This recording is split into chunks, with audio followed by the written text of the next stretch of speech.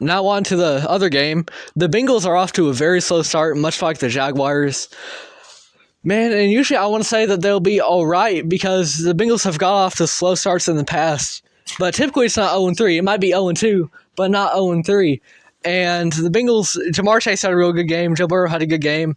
This one, I think, comes down to the strength of the opponent. I think Washington has been a really solid team to this point, so I can't knock them too much for that.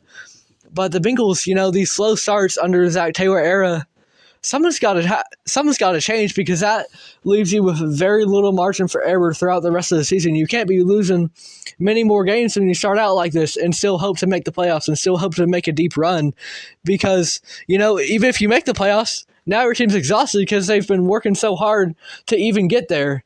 And now, you're not going to have much of a chance in the playoffs because your whole team's fatigued. Maybe they're injured. So for the Bengals, I think maybe it has to do with coaching because, Zach Taylor era, these slow starts have kind of just happened with that. So maybe it's a coaching change.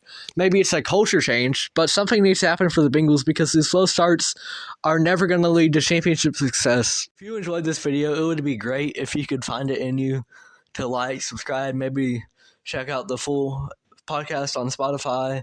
Follow us on there. Follow us on Instagram.